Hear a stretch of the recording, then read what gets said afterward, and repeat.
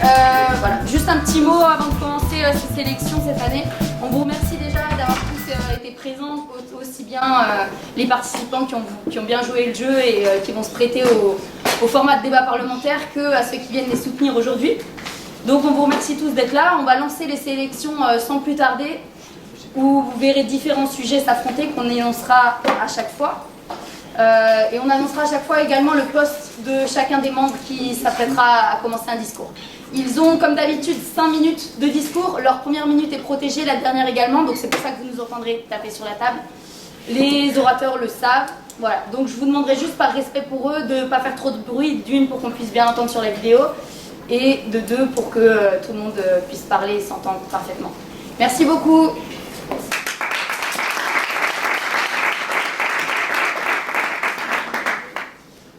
Le premier sujet sera donc « Ce gouvernement rendrait la GPA accessible à tous ». Nous appelons la chef du gouvernement, Mathilde Trosselier.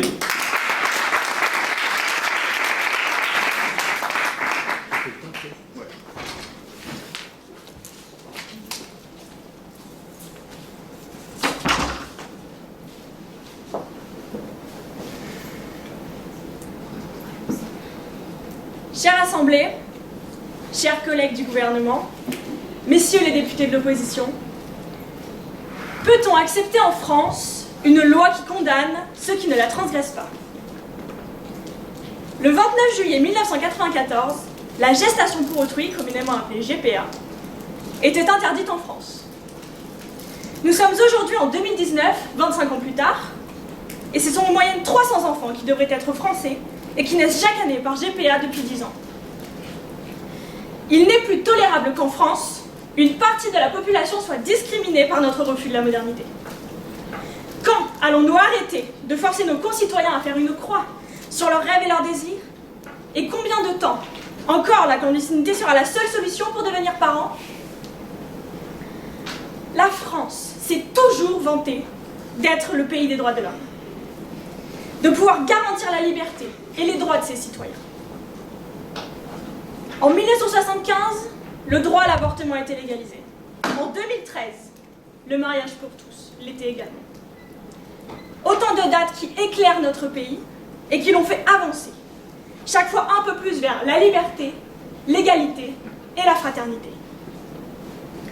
Aujourd'hui, c'est la date du 30 septembre 2019 que je souhaite marquer dans l'histoire, que je vous propose d'inscrire dans l'histoire de notre République comme le jour où nous avons autorisé la gestation pour autrui.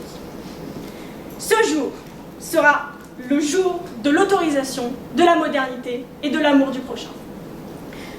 C'est cet objectif que le gouvernement porte à travers son projet de loi. Un projet de loi que je vais introduire et que mon collègue, le ministre de la Santé, expliquera plus en détail. Cette GPA, et je ne peux qu'appuyer mes mots là-dessus, cette GPA est une GPA altruiste et aucune femme ne sera rémunérée pour porter un enfant. L'enfant naîtra français, il portera le nom de ses parents intentionnels. De plus, ce sera un cadre juridique qui sera mis en place, offrant des garanties aux parents intentionnels comme à la gestatrice. Ce cadre juridique sera fait sous la forme d'un contrat. La gestatrice ne pourra pas garder l'enfant à sa naissance, mais aura droit tout de même à un droit de visite. Je souhaite que les enfants nés par GPA soient officiellement reconnus par la loi comme étant les enfants de leurs parents. Je souhaite que les couples d'hommes n'aient plus à faire une croix sur leur désir d'être parents. Je souhaite que les femmes ne pouvant pas avoir d'enfants puissent enfin devenir mères. Il est temps de mettre fin à la clandestinité, à l'illégalité et à l'exil. Mettre fin à la souffrance de centaines, et je dis bien centaines, de familles en France. Comme vous, députés de l'opposition, vos prédécesseurs ont crié au scandale et à l'hérésie à chaque nouvelle avancée. Mais malgré vous, les idées changent et les droits évoluent, pourtant les valeurs restent les mêmes. Pourquoi s'obstiner à refuser ce qui n'est que l'évolution logique de notre société? Chers députés, que vous soyez opposés à ce projet de loi ou non, je vous réponds tout de suite. Je vous demande de regarder la réalité en face. Oui, monsieur. Est-ce que vous êtes favorable à l'avortement de ces femmes qui porteraient le bébé des autres? Comme le précisera mon collègue, le ministre de la Santé, nous allons mettre en place un cadre juridique dans lequel les femmes auront le droit d'avorter au début de la gestation si elles ne désirent plus porter l'enfant d'autrui. Chers députés, que vous soyez opposés à ce projet de loi ou non, je vous demande de regarder la réalité en face. La GPA est illégale aujourd'hui et pourtant des enfants naissent. Encore et encore dans des pays étrangers, dans des conditions que nous ne pouvons pas maîtriser. Avec cette GPA altruiste, nous pouvons garantir des naissances dans des conditions optimales et réglementées. Ce ne seront plus des enfants apatrides et sans famille qui naîtront, mais des enfants de la République, des enfants aimés et respectés. Nous nous devons, pour le bien des Français, et parce que nous avons juré de les représenter et de les écouter, rendre la GPA accessible à tous. Nous nous devons d'apporter aux Français un cadre stable et respectueux de leur volonté.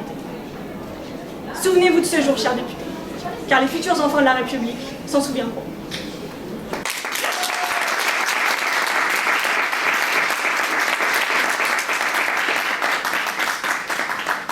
Nous appelons désormais le chef de l'opposition, M. Tristan Baloche.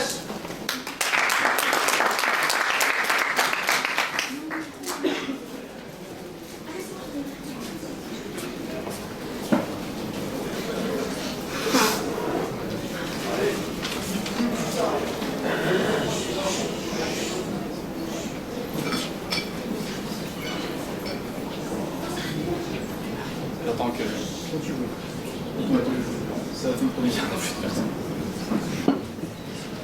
Tiens, je suis cible.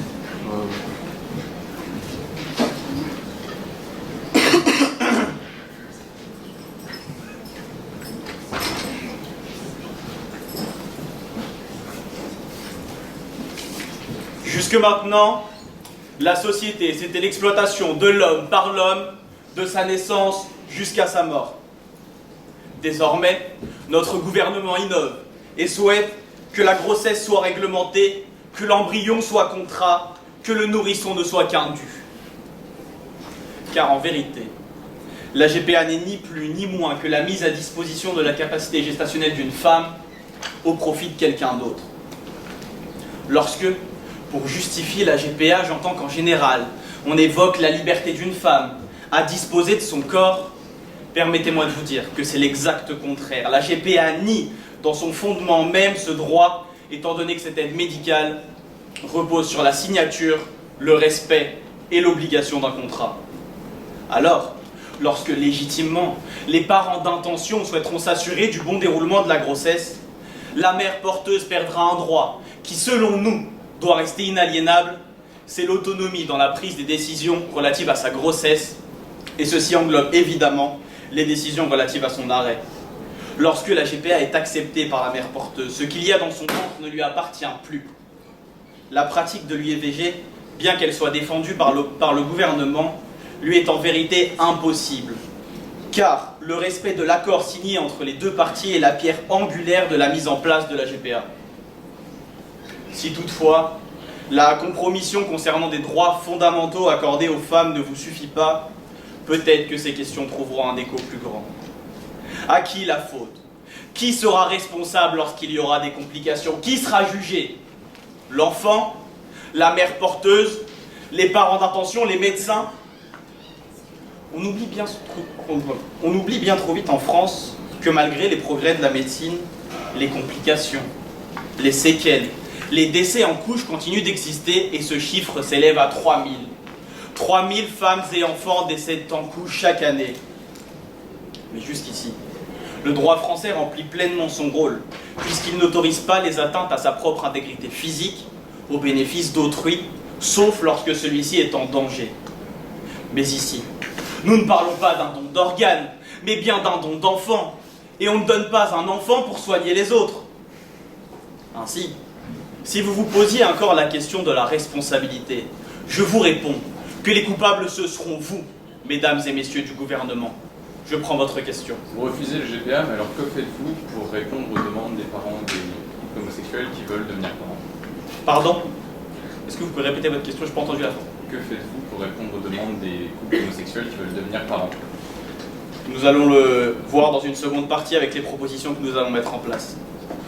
Ainsi, le député membre de la commission des lois, M. Arthur Koenigsberg, reviendra plus en profondeur d'ailleurs sur les manques de base légale d'un tel projet. Mais comprenez-le bien, nous n'ignorons pas la souffrance des nombreux Français se retrouvant dans l'incapacité d'avoir des enfants naturellement. Et face à une situation désastreuse qui fait qu'aujourd'hui il est plus facile d'acheter des enfants à l'étranger plutôt que de passer par les autres voies légales, je réponds ainsi à votre question en vous répondant que l'opposition s'engage à proposer la facilitation, le raccourcissement et l'élargissement des procédures menant à l'adoption et à la PMA. Nous refusons un projet dans lequel un contrat organise l'exploitation d'un corps en niant ses droits les plus fondamentaux tout en se rendant complice de sa mise en danger. Ayez toujours à l'esprit que dans un processus de GPA, la mère porteuse devient une employée, l'utérus son outil de production et l'enfant son produit, tout cela sans code du travail et afin de satisfaire ce qui ne reste qu'un désir. Ne vous laissez pas aveugler par ceux qui disent que ceux qui ne veulent pas de la GPA, ce sont uniquement les cathos, fachos du 16e. Ne vous laissez pas aveugler par les quelques pays qui adoptent ou tolèrent cette pratique. Mais surtout, ne vous laissez pas aveugler par un gouvernement se revendiquant progressiste et par une loi se justifiant sous prétexte qu'elle irait avec son temps. Car n'oubliez jamais que le drame de notre époque, c'est que la bêtise pense.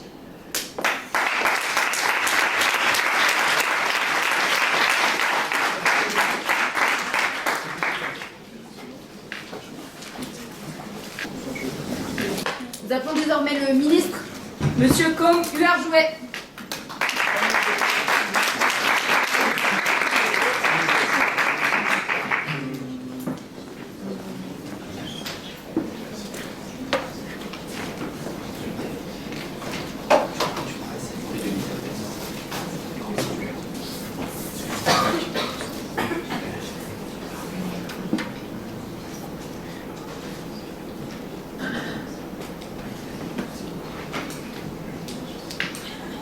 En 2013, le mariage homosexuel devenait une réalité. Une réalité qui a permis de réaliser le rêve de tellement de personnes homosexuelles. Cette réalité n'est pourtant qu'une étape dans la série de modifications juridiques qui doit bouleverser la vie des homosexuels en France. Comme l'a dit la Première ministre, la prochaine étape, c'est la légalisation de la GPA altruiste et son accès pour tous, notamment les couples homosexuels et transgenres. Comme l'a à nouveau expliqué la Première ministre, ce projet de loi est basé sur un principe clair, la non-marchandisation du corps de la femme. La loi bioéthique de 1994 et le Code civil empêchaient jusque-là la GPA justement par crainte d'un abus du corps de la femme. La première étape du gouvernement sera donc de modifier ces articles pour légaliser la GPA altruiste en France. Les juristes français se sont également toujours opposés à la GPA en France car ils ne conçoivent pas la possibilité pour un couple de devenir les parents d'un enfant qu'ils n'ont pas conçu. Mais cette discussion va au-delà du droit. La GPA existe dans de nombreux pays. Il y a des couples qui ont des enfants issus d'une GPA et qui vivent en France. Et les juristes français continuent de s'acharner à refuser ce droit pour soi-disant protéger les femmes. Je prends votre question. Qu'allez-vous faire concernant les congés maternité? Les congés de maternité vont être pour les femmes qui ont gestionné l'enfant, pour les mères gestatrices. Le paradoxe de cette situation est éclatant. On interdit la GPA en France pour respecter le corps de la femme, mais la conséquence directe, c'est que des couples sont obligés d'aller dans d'autres pays où, justement, il y a une marchandisation de ces corps. En empêchant la GPA, la France devient une complice de ces malversations, alors qu'elle pourrait être un exemple en Europe de GPA contrôlée, sécurisée et bienveillante. Je ne prendrai pas votre question. Le système que le gouvernement propose existe déjà au Canada, et il prévoit la rencontre entre le couple, la donneuse d'ovocytes et la gestatrice. Les seules dépenses d'argent du couple serviront à payer les frais liés à la grossesse qui ne sont pas pris en charge par le système français. Ainsi, la procréation ne pourra pas se transformer en un marché. Je ne prendrai toujours pas vos questions. Le projet de loi veille également au respect de la santé de la gestatrice et de l'enfant à naître. Ainsi, la mère porteuse devra être majeure, avoir déjà eu une grossesse et ne pourra pas dépasser 2 GPA par enfant. Et pour répondre à vos questions de tout à l'heure, la possibilité d'avorter jusqu'à 3 mois, comme c'est le cas pour une grossesse normale en France. Quant à l'enfant à naître, ses parents suivront des tests psychologiques, comme c'est le cas pour une adoption. Vous parliez d'ailleurs d'adoption tout à l'heure. Pour adopter un couple, pour adopter un enfant, un couple homosexuel a 2 solutions. Aller dans un autre pays, comme par exemple le Brésil ou la Chine. Malheureusement, ce sont des pays qui pratiquent des politiques homophobes, empêchant donc les couples homosexuels d'adopter des enfants. Ou alors adopter en France. Mais vous croyez sincèrement que les enfants qu'on peut adopter aujourd'hui en France, ce sont des bébés qui viennent de naître? Non. Ce sont des frères, des sœurs de 6-7 ans qui ont vu par exemple leurs parents mourir. Les couples homosexuels disent « nous voulons adopter un enfant de sa naissance jusqu'à ce qu'il soit adulte, leur proposer un autre métier, celui d'adopter un enfant qui a déjà eu des parents. » L'objectif de ce gouvernement n'est pas de céder à une pression, à un lobby ou de prendre une décision à la légère. L'objectif de ce gouvernement est d'accorder un nouveau droit pour des couples qui souffrent déjà de nombreuses discriminations. L'objectif de ce gouvernement est d'écouter, de prendre une décision sincère pour le bien des Français. Mais une décision sincère ne veut pas dire une décision hâtive ou irréfléchie. Là où ce projet de loi se veut le plus prudent possible, c'est qu'il s'étend sur 5 ans. Pendant 5 ans, le nombre de GPA sera limité et accessible uniquement aux couples français. Durant ces 5 années, le plafond augmentera tandis que l'État français accumulera des informations sur les différentes GPA. Et au bout de 5 ans, nous pourrons ouvrir le GPA à tous de manière illimitée. Chère Assemblée, le gouvernement ne prétend pas tout savoir. Il ne prétend pas tout comprendre. Il essaie juste de réaliser un rêve. Le rêve de tellement de couples. Ce rêve de devenir parents. Or, nous pouvons combler ce rêve. Nous pouvons aider des personnes homosexuelles à avoir la GPA tout en respectant les valeurs qui font notre société. Nous pouvons apporter du bonheur par notre action. Et c'est tout ce que les Français nous demandent.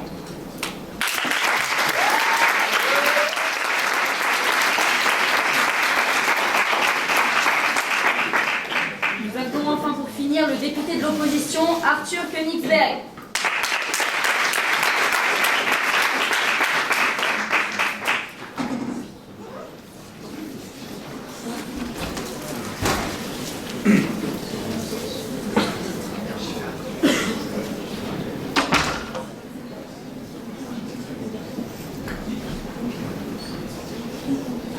Bien. Madame la Première ministre, Monsieur le ministre, à l'issue de ce débat, l'opposition annonce déposer une motion de censure contre ce gouvernement d'incapables. Incapable de répondre aux questions du Parlement. Incapable de répondre devant la représentation nationale. Incapable de faire voter des lois dans l'intérêt général. Incapable non plus de voir le danger de cette loi. La gestation pour autrui n'est rien d'autre qu'une aliénation pour autrui. Une femme qui vend son corps pour arrondir des fins de mois difficiles, une femme qui vend son corps pour survivre, une femme qui vend son corps pour vivre. J'annonce d'ores et déjà la saisie du Conseil constitutionnel sur l'amendement concernant la filiation de l'enfant, car il y a un flou dans votre loi concernant le droit à la visite de la mère après l'accouchement. Il y a une véritable rupture du principe d'égalité garanti par la Constitution française. Au risque d'être barbant, le droit doit avoir toute sa place dans ce débat, et le droit des enfants, vous le bafouez. Mais ce qui se joue véritablement dans ce débat, ce sont les valeurs que la France veut porter. Ce gouvernement veut imiter les valeurs américaines, qui sont si grandes, tout le monde le sait, pas du tout influencées par l'argent, le capitalisme. Mais pour ce débat, j'ai lu le livre de Marc-Olivier Fogiel. Oui, ce fut long, ce fut difficile, mais utile pour comprendre le mécanisme induit par la GPA, la marchandisation des corps, parce qu'ils promettent la gratuité, mais maintiennent le congé maternité. C'est là le plus grave, c'est que la marchandisation des corps devient un véritable système étatique financé par l'État français. Marc-Olivier Fogiel, a payé aux États-Unis une mère porteuse à hauteur de 18 000 $ pour porter puis abandonner son enfant au couple. Marco trouve la chose normale puisqu'il a payé pour cet abandon. Pas question de nommer ainsi clairement le réel. Ça n'est pas un salaire, ni une rétribution, ni une compensation.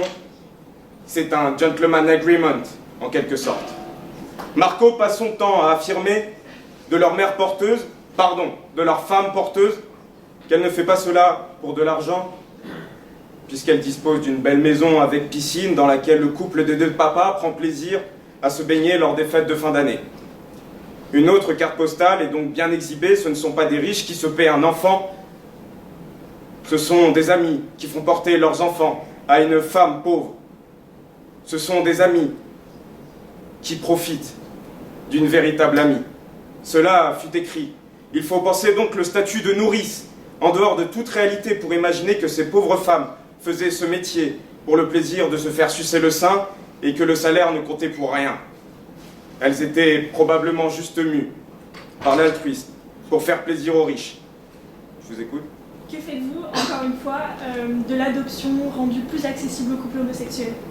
Bien, monsieur Tristan Balanche vous l'a dit, et c'est quand même étrange qu'un gouvernement demande à des députés de faire une proposition de loi. C'est vous, les législateurs dans ce pays, sous la Ve République. Mais l'argent dans ce débat compte si peu que Marc-Olivier Fougiel nous avoue naïvement qu'il ajoute en plus de la somme versé une enveloppe de 2 500 $ à la mère porteuse avant de partir avec son achat sous le bras.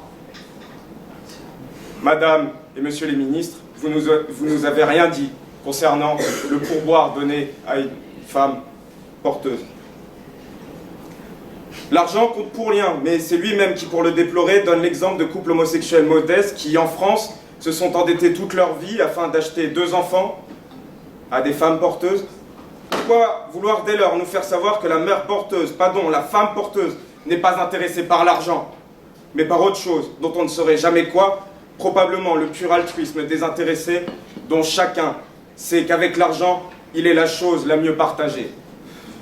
Je ne croirai à la thèse du geste désintéressé que quand ce geste sera vraiment désintéressé, c'est-à-dire tout simplement quand cette transaction se fera sans un seul euro versé, ni forme de salaire, ni sous forme de pourboire, ni sous forme d'allocation. Madame le Premier ministre, pardon, j'aimerais vous dire une chose. À chaque fois que vous tenterez de faire voter des lois contraires aux droits des femmes, vous nous aurez en face de vous. À chaque fois que vous tenterez de faire voter des lois contraires aux droits des enfants, vous nous trouverez en face de vous. À chaque fois que vous bafouerez les droits de l'homme en France, vous nous trouverez en face de vous. Et ce soir, ce n'est pas une bande de ministres que j'ai devant moi. C'est une bande d'accusés de haute trahison aux valeurs de la République.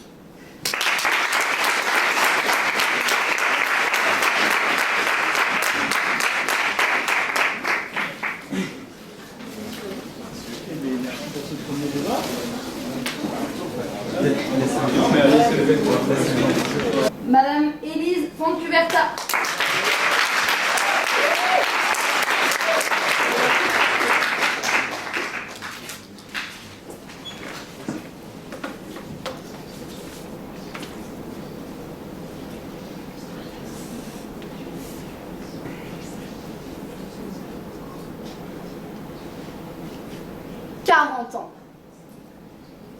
Cela fait 40 ans que le nombre d'interruptions volontaires de grossesse n'a cessé de diminuer.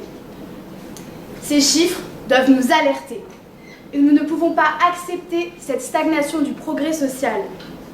Cette situation ne peut se prolonger dans notre France, dans cette nation qui a donné la liberté au monde et où la tolérance est la règle d'or.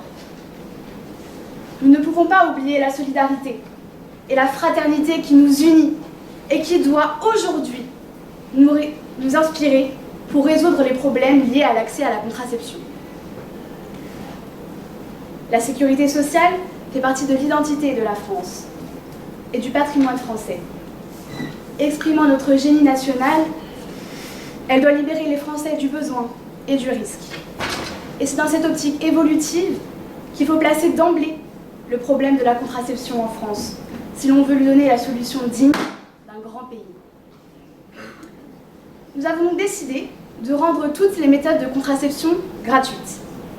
La contraception est un poids qui repose bien trop souvent sur les femmes. Cette résolution permettra aussi de résoudre un problème de santé publique, comme le montrera le ministre de la Santé, Alexandre Perrault. Cette mesure répond à l'émancipation de la femme, qui n'a plus à supporter des coûts très élevés. La contraception féminine nécessite un suivi médical, qui sera totalement pris en charge par la sécurité sociale, que ce soit les visites chez le gynécologue ou les bilans sanguins. En rendant la contraception gratuite, nous permettons aux femmes un choix, une liberté. C'est une valeur qui est si chère à notre pays, mais qui peut être entravée par les difficultés financières. C'est un pas considérable vers une nécessaire amélioration des conditions d'existence de la femme, laquelle a trop souvent supporté seule tout le poids de la contraception. Le coût de la contraception peut paraître trop élevé pour une partie de la population, entraînant une prise de risque de sa part. Ainsi, les préservatifs seront distribués gratuitement dans les pharmacies et dans les plannings familiaux. C'est pourquoi nous avons décidé d'augmenter les subventions attribuées aux plannings familiaux de 30%, et ainsi de promouvoir la construction de nouveaux plannings familiaux, notamment dans les zones où ces derniers sont difficiles d'accès. Ces financements permettront d'organiser une prévention et une éducation sexuelle face aux risques qu'entraînent des rapports non protégés. 60% des jeunes filles qui ont recours à l'IVG y ont recours par méconnaissance du système reproductif et contraceptif. C'est inadmissible et un dialogue doit être entretenu. Monsieur, je vous écoute. Je poserai une question simple, combien coûte votre projet? Nous allons augmenter les subventions de 30% et ce sera le ministre de la Santé qui répondra aux questions économiques. Tournons-nous vers les conséquences que peut entraîner une grossesse non désirée. L'avortement reste douloureux. C'est un drame. Cela restera toujours un drame. Et nous devons l'éviter en le prévenant grâce à la contraception. La couverture sociale doit répondre à tous les besoins, comme la contraception qui est un droit inaliénable.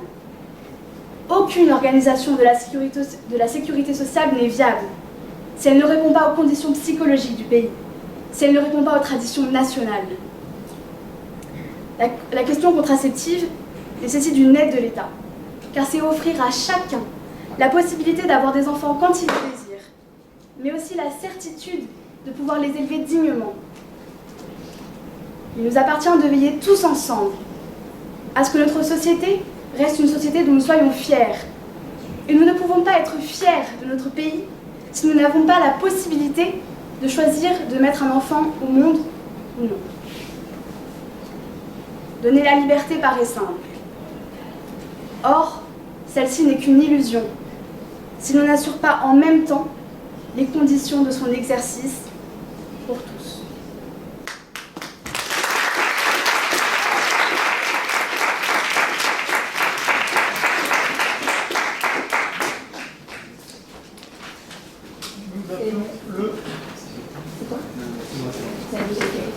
Nous appelons sans plus attendre le chef de l'opposition, Enzo Villalta.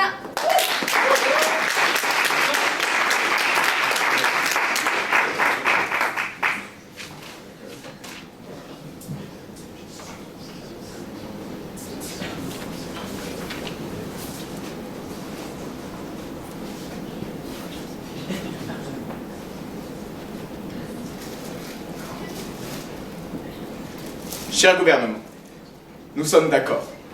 Les IST sont un fléau. Lorsque l'épidémie du sida explose dans les années 90, à même le pavé et le silence cru des nuits parisiennes, la communauté homosexuelle était frappée de plein fouet. Et nous avons tardé à réagir.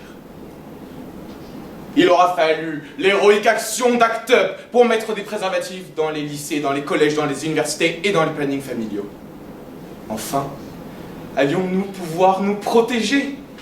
Enfin, allions-nous pouvoir profiter de notre corps sans en mourir dans quelques mois? Enfin, le croyons-nous?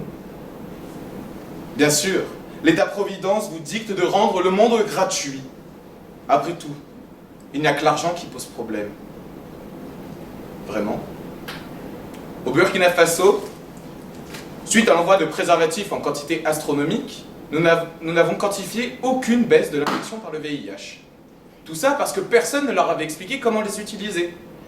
Les préservatifs étaient alors utilisés comme des gants en latex pour transporter le carburant ou comme sacs de course.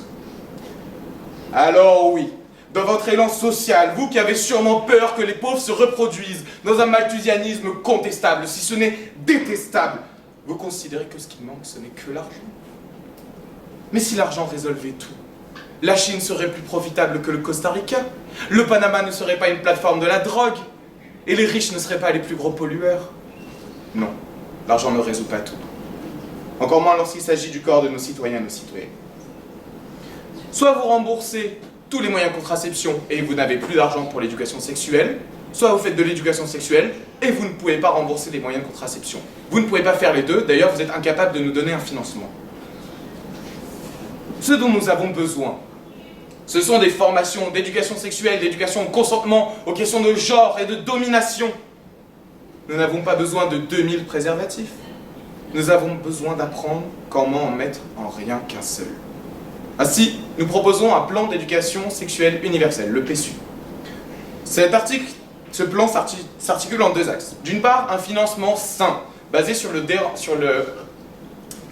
la réorientation des fonds permis par le déremboursement de l'homéopathie.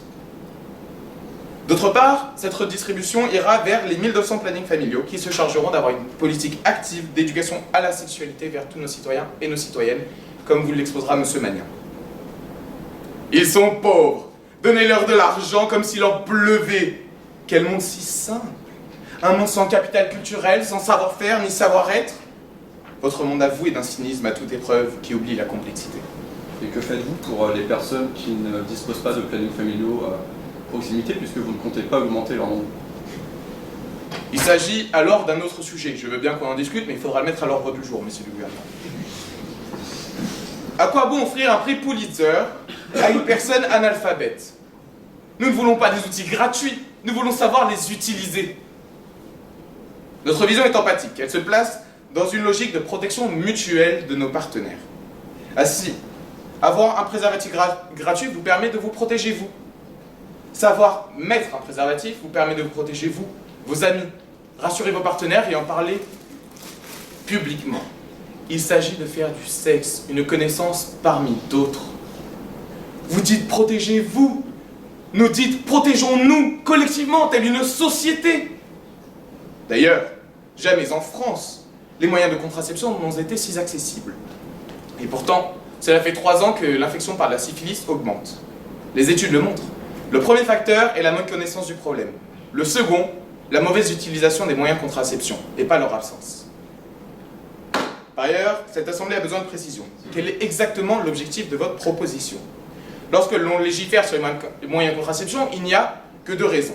Contrôler la démographie du pays, protéger au mieux des IST. Je ne peux vous soupçonner de vouloir contrôler notre démographie au risque de voir la France se dépeupler vis-à-vis de notre dynamique démographique.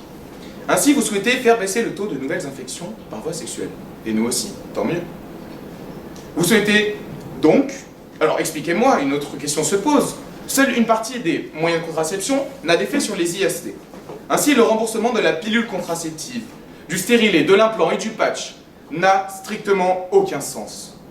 Ce sont autant de moyens de contraception qui ne protègent de rien, si ce n'est d'avoir un enfant. Pensez à conclure. Cette opposition vous le rappelle. Avant que l'état de l'argent de l'État ne soit dépensé.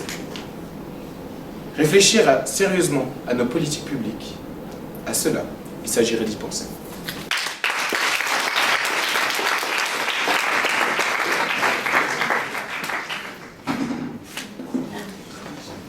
Nous appelons à présent le ministre Alexandre Perrault.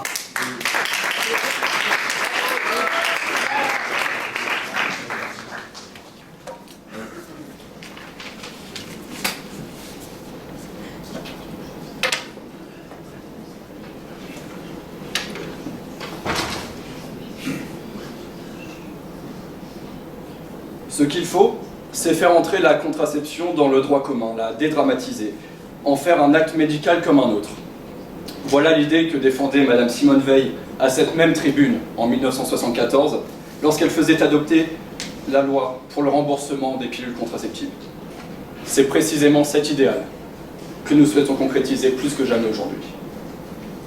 Mesdames, Messieurs les élus, le projet de loi que nous vous soumettons aujourd'hui et que Madame la Première ministre a déjà pu vous présenter a l'ambition, au-delà des questions de sensibilisation, de répondre à un enjeu majeur pour mon ministère, mais surtout pour la santé publique et pour nos concitoyens et nos concitoyennes, à savoir la capacité pour les couples de bénéficier sans contrainte du choix de concevoir ou de ne pas concevoir un enfant. Ce pouvoir, nous en sommes absolument convaincus, ne saurait être entravé par des considérations morales ou pire encore, messieurs, économiques. Il en va de notre responsabilité de nous assurer que chacun puisse disposer en toute gratuité de moyens de contraception. Rendre gratuits les préservatifs impliquerait une augmentation de leur consommation car malheureusement leur prix constitue encore un frein pour une part de la population. Nous reviendrons également sur les questions de prévention. Les conséquences positives seraient multiples. On noterait une baisse du nombre de grossesses non désirées, mais surtout une diminution du risque de contraction d'IST. Cette diminution, précisément, constituerait une des sources de financement de cette réforme ambitieuse et de grand progrès social. Outre une baisse des dépenses pour les traitements des IST, des économies liées à la baisse des IVG, dont nous pouvons le rappeler sont entièrement remboursées par l'assurance maladie, seraient réalisées. Les IVG vont diminuer, la dette nous allons la renflouer. Aussi, la loi que nous vous soumettons se veut d'un grand progrès éthique, en cela qu'elle épargnera un nombre absolument aberrant de couples d'avoir à faire face au dilemme moral de l'IVG. Nous souhaitons encourager l'usage des contraceptifs non hormonaux que sont les préservatifs, car bien qu'aujourd'hui, une femme sur deux utilise la pilule comme moyen contraceptif, elles sont presque autant à se plaindre d'effets secondaires liés aux hormones, et ce malgré les progrès réalisés ces dernières années dans la médecine contraceptive. Je prends une question. Simone Veil n'a jamais évoqué ce que vous avez dit en 1974. Vous prétendez défendre les moyens de contraception alors qu'il s'agit en réalité de la loi Nour. Comment pouvez-vous faire une telle erreur? Il est vrai, en 1966, à cette même tribune également, M. Neuwirth défendait le droit à la contraception. Cependant, Madame Veil, vérifiez vos sources s'il vous plaît, car cette citation, je la tiens d'elle-même, a fait adopter cette loi, ici. L'encouragement au contraceptif, nous y parviendrons, car la volonté du gouvernement, en lien avec le ministère de l'Éducation, est de sensibiliser nos jeunes à l'usage des contraceptifs, car nous sommes conscients, oui nous sommes conscients messieurs, qu'une mesure de si grande importance, du fait de ses portées financières et sociales, ne servirait à rien sans une responsabilisation de la jeunesse quant aux questions d'avortement et d'infection. Car oui, en ce qui concerne les infections, en 2016, c'était 11% des Français et Françaises atteints du VIH qui avaient moins de 25 ans. Mesdames et messieurs, 11%, je ne prendrai pas votre question. Ce chiffre alarmant montre l'échec de la France, notre échec, dans la prévention en milieu scolaire. Nous multiplierons donc les campagnes de prévention pour replacer l'avenir de nos jeunes entre leurs mains une bonne fois pour toutes. Cette loi de grand progrès éthique, de grand progrès social, mais surtout de grande ambition, souhaite donc répondre à un besoin primaire, encore insatisfait pour une part indécente de nos concitoyens et nos concitoyennes. Mais il souhaite aussi résoudre une des problématiques sanitaires de premier plan aujourd'hui, la diffusion du sida et des autres IST. Messieurs les membres de l'opposition, c'est vrai. En 1880, on a également reproché à un certain monsieur Ferry le coût de sa réforme sur la gratuité de l'école. Une réforme qui aujourd'hui, j'ose l'espérer, n'est remise en question par personne ici. Notre loi, et cela nous en sommes absolument convaincus, les générations futures nous reprocheront de ne pas l'avoir adoptée plus tôt, tant la gratuité de la contraception sonnera comme une évidence à leurs oreilles. Car si vivre la naissance d'un enfant est sûrement notre chance la plus accessible de saisir le sens du mot miracle, il nous incombe de laisser les couples se saisir de cette chance, ou s'ils le souhaitent, de s'en départir sans aucune contrainte.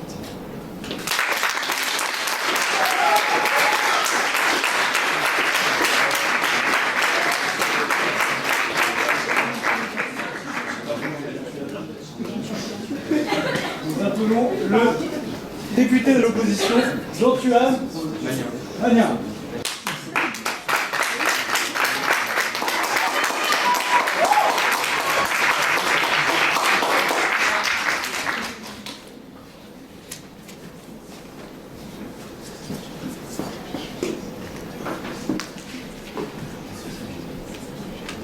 $30 milliards. 30 milliards d'euros, c'est le déficit de la sécurité sociale en 2010. Par des coupes drastiques nous sommes parvenus aujourd'hui à rendre cet organe pratiquement excédentaire.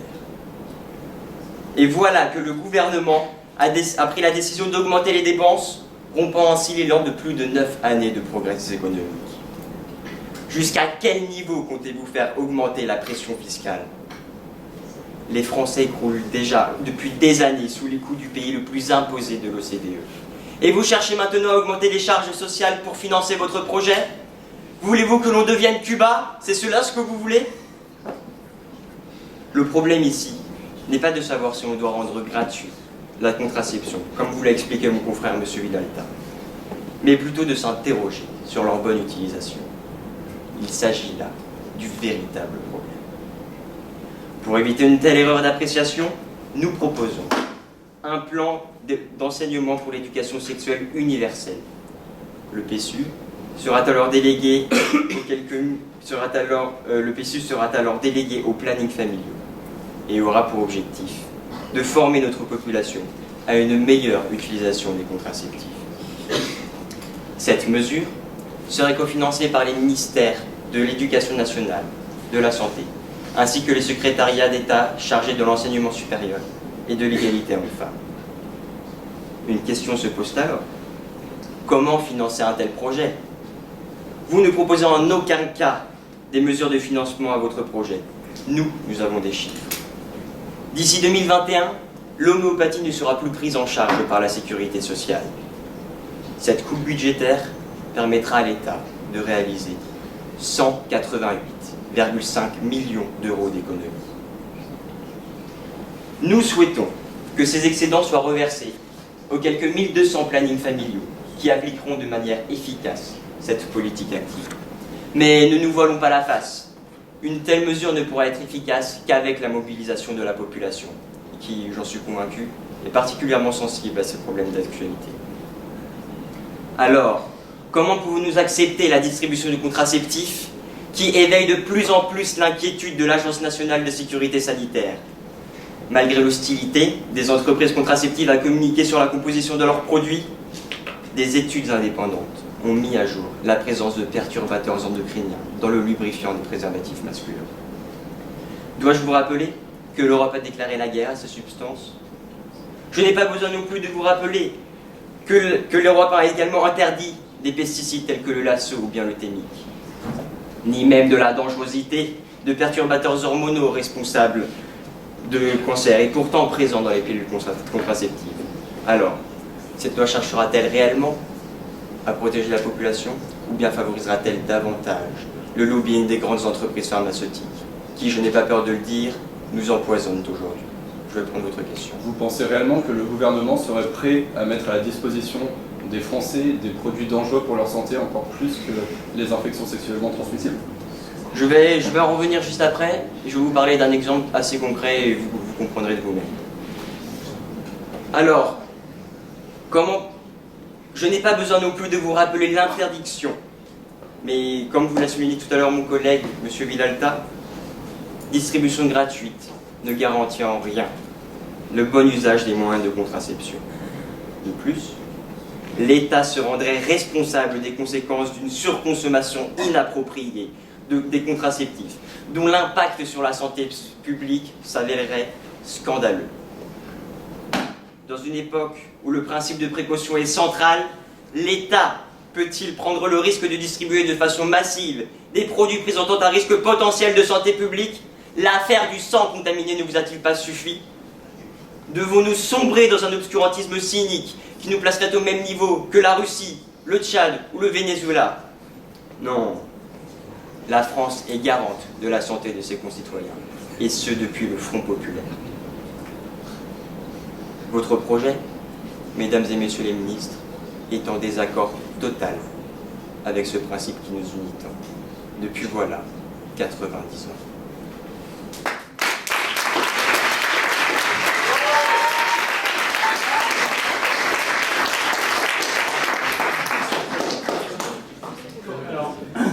Simple question, est-ce qu'on a le temps de faire le dernier débat ou pas? Les orateurs doivent-ils se tirer Pour le troisième et dernier débat, le sujet est « Ce gouvernement interdirait la chasse ». Donc j'appelle sans plus attendre la chef du gouvernement, Mathilde Deloffre.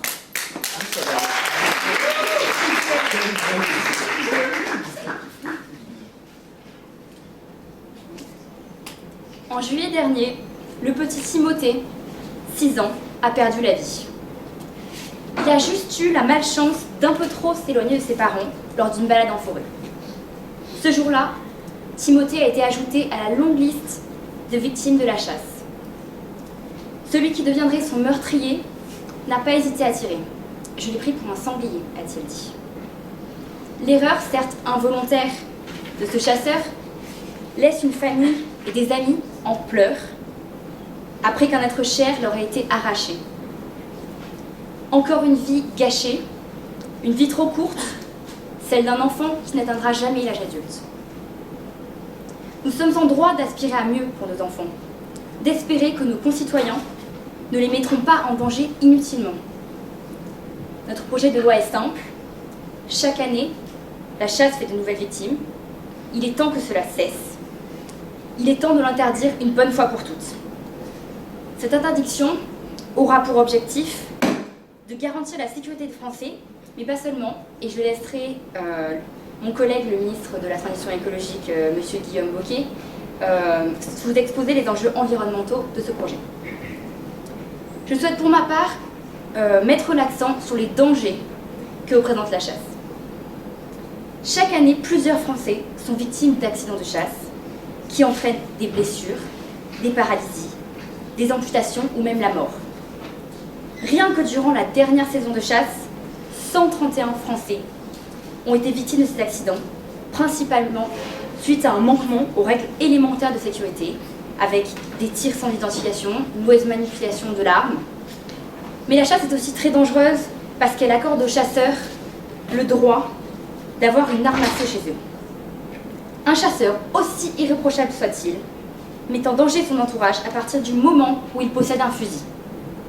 Qu'arrivera-t-il le jour où il le laissera traîner dans le garage, que son fils voudra l'essayer? Contrairement aux États-Unis, par exemple, la France a compris l'importance de ne pas permettre à n'importe quel citoyen de posséder une arme. Alors pourquoi faire une exception? Dans un souci de sécurité des Français, la chasse doit donc être interdite. Nous sommes néanmoins conscients que cette évolution doit se faire en douceur. C'est pourquoi nous proposons d'interdire la chasse progressivement. Tout d'abord, aucun nouveau permis ne serait plus délivré. Ensuite, chaque année, la durée de la période de chasse diminuerait jusqu'à définitivement disparaître au bout de 10 ans, afin de laisser le temps aux professionnels de la chasse de se reconvertir, avec notamment des aides à la formation. Nous mettons en place cette transition car la chasse est considérée par certains comme une tradition. Mais comme toutes les traditions, elle doit évoluer avec son temps. D'autres l'ont fait avant moi, donc je le fais aussi, n'est plus une excuse. Il y a maintenant bien longtemps, la chasse était vitale, car elle permettait de se nourrir.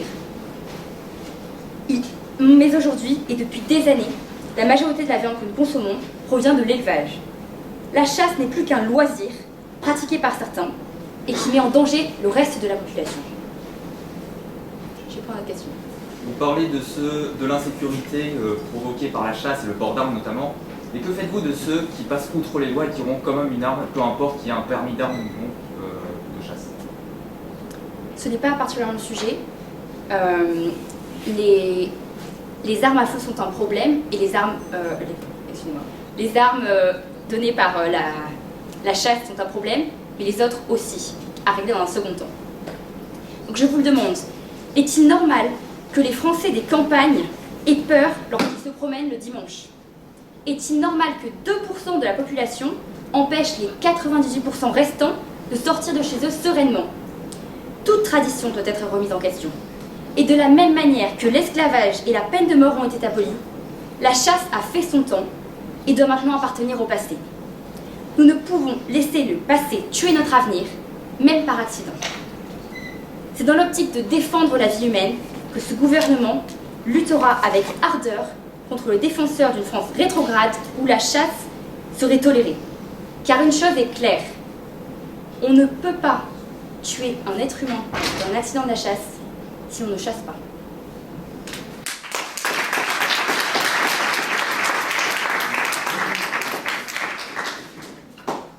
Nous appelons donc le chef chef de l'opposition, Monsieur Aymeric Farret.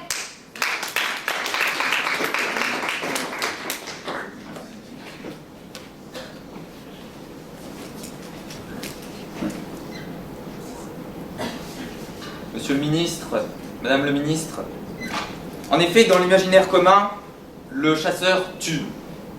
Mais surtout, il donne la vie. Et ça, on l'oublie trop souvent. En effet, si le chasseur aide la biodiversité, ce n'est pas seulement en rétablissant l'équilibre parmi les animaux d'une espèce, mais c'est aussi en entretenant les forêts, si vitales dans notre monde de plus en plus industrialisé et pollué. Il plante des végétations diverses, qui pourront alors se développer, en plus d'être de la nourriture pour les animaux sauvages. Être pour la préservation de la chasse ne signifie pas exterminer tous les animaux, mais maintenir une harmonie dans la gestion synégétique de nos espaces ruraux et forestiers. Vous voulez interdire la chasse, monsieur et madame le ministre, mais ce serait vous dédouaner, car c'est à l'État de veiller au bon fonctionnement de la chasse dans le respect de la biodiversité. Je rappelle qu'en France, si le chasseur ne doit pas tuer plus d'un chevreuil par an, les pièges sont très limités et doivent être obtenus par un droit du préfet.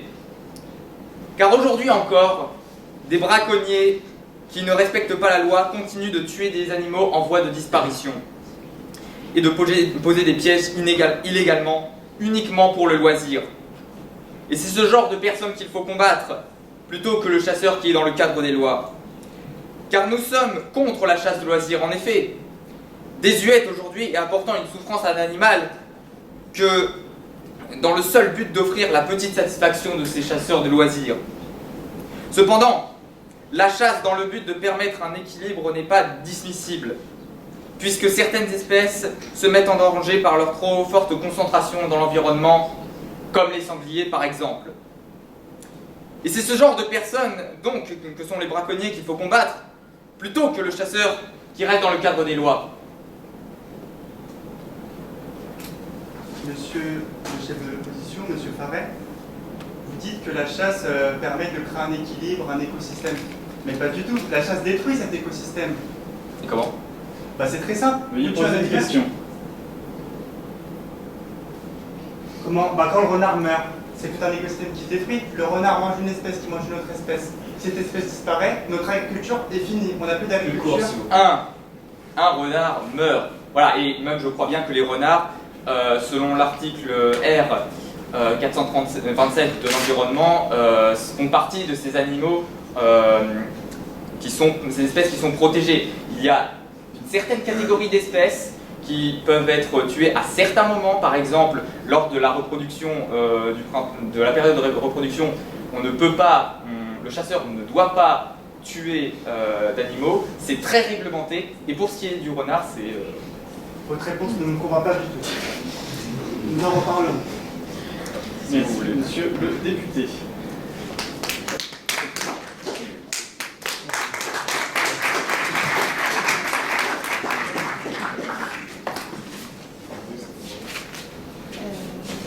Nous appelons donc sans plus attendre le ministre Monsieur Guillaume Bocquet.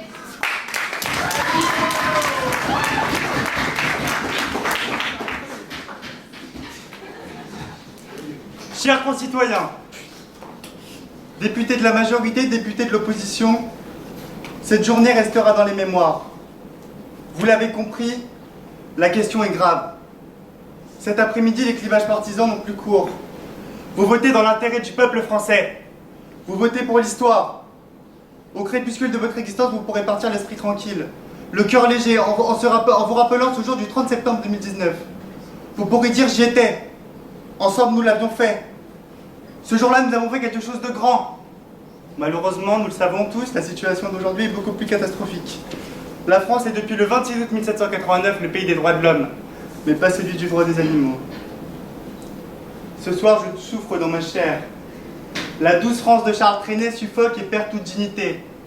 Selon l'Institut de sondage TNS-Sofres, en France, chaque année, 30 millions d'animaux sont tués au fusil chaque année.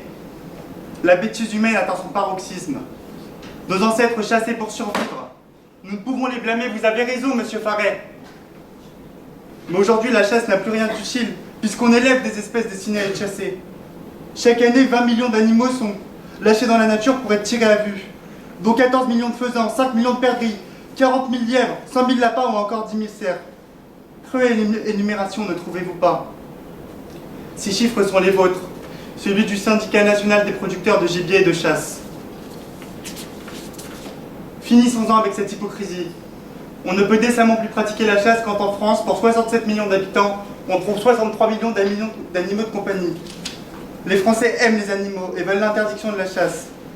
Un sondage Ipsos de septembre 2018 montre qu'à 65%, les Français y sont favorables. Il est temps d'être en face avec la société. Si nous ne sommes pas capables de faire cela, à quoi bon continuer? Mieux vaut rendre nos mandats. Pour vous, la chasse est un loisir. Oui, vous avez dit que vous ne soutenez pas ceux qui défendaient la chasse comme un loisir. Mais pour moi, la chasse ne peut être vue que comme un loisir. Je vous l'ai dit, nous n'avons plus aucun intérêt à chasser. Une activité bon enfant, qu'on pratique entre amis. Vous comparez donc la chasse au sport, au match de foot du dimanche. Cette année, notre véritable Académie française a défini la chasse comme l'action de rechercher le gibier pour le capturer ou le tuer. Vous assumez donc de prendre du plaisir à tuer, à vous languir devant votre poids, rejetant son dernier souffle, affrontant seul une mort devenue certaine. Ce moment est pour vous, et je n'ai pas peur de le dire, le plus long et le plus beau des orgasmes. Qu'on m'excuse de parler comme ça devant une telle assemblée. Je prends votre question. Que faites-vous de ceux qui vivent pour la chasse, qui vivent de la chasse exclusivement et qui ont besoin de viande pour se nourrir? Si vous me laissiez finir, plutôt que d'alimenter cette cacophonie parlementaire, je vous dirais que dans le projet que nous défendons avec Madame Deloffre, notre vénérable Première ministre, nous avons envisagé un plan de reconversion. C'est-à-dire que les chasseurs deviendraient des gardiens de forêt, ils entretiendraient cet écosystème et permettraient ainsi le basculement vers une agriculture plus paysanne. Vous voyez, vous me permettez d'accélérer dans mon discours. Merci beaucoup, Monsieur Farret. Beaucoup d'entre vous taxeront ce gouvernement d'écologistes, d'animalistes, de gauchistes, qui ne comprend rien à rien. Au contraire, je crois que nous comprenons trop bien. Frappé par la foudre, tombé amoureux, vous ne voulez plus le lâcher, ce pouvoir qui tel un cancer est en train de vous tuer. Pour quelques voix supplémentaires, pour un financement occulte de vos campagnes électorales, vous êtes prêts à toutes les compromissions. J'aimerais en cette journée avoir une pensée pour l'un de mes prédécesseurs, Nicolas Hulot, qui il y a 1 an déjà avait eu le courage de quitter son poste pour montrer aux yeux du peuple de France le poids des lobbies qui gangrènent notre société et la tue à petit feu. Les mots que je vais vous citer sont les mots du lobbyiste en chef des chasseurs, Thierry Coste, qui a déclaré dans Libération l'an dernier: « Aujourd'hui, je suis un mercenaire, je vais là où ça paye le mieux. » Ces propos sont révélateurs, n'est-ce pas? Qu'en pensez-vous? Monsieur Farret, je vous écoute. Mesdames, messieurs, j'en ai bien peur, vous avez perdu le sens de l'action publique. Ce à quoi nous avons dans notre jeunesse dédié notre vie, vous semblez l'avoir oublié. Mon prédécesseur avait tort lorsqu'il déclarait ici même: « La biodiversité, tout le monde s'en fout. Le peuple de France s'y intéresse. » C'est vous qui vous en foutez. Sous l'impact de la chasse, des écosystèmes entiers sont en voie de disparition, comme je vous l'ai expliqué, monsieur Farret. Cette faune et cette flore ont jadis fait la richesse et la grandeur de notre patrie. Demandez-le donc à Jean de La Fontaine. Nous avons découvert la nature sur les bancs de l'école au travers de ses fables. Les vers du corbeau et le renard résonnent encore dans nos esprits. Le renard est l'une de ces espèces en voie de disparition. J'ai choisi de vous parler du renard, mais je pourrais vous parler d'autres espèces comme la mésange ou la perdrix. Chaque année, 500 000 renards sont tués. Le renard tenait jusqu'alors un rôle de régulateur au sein de nos écosystèmes. Je ne vais pas refaire ma démonstration que je vous ai faite tout à l'heure. Juste pour vous dire que la disparition de cette espèce entraînera à terme une multiplication de 20% du nombre de nuisibles. Vous êtes schizophrène, vous qui prétendez donc défendre l'interdiction du glyphosate et une véritable transition écologique. L'instauration d'une agriculture paysanne ne passera que par l'interdiction de la chasse. Il faut conclure. Je conclus. Mesdames et messieurs les députés, j'en appelle à votre sens du devoir. Ensemble, montons dans le train d'histoire.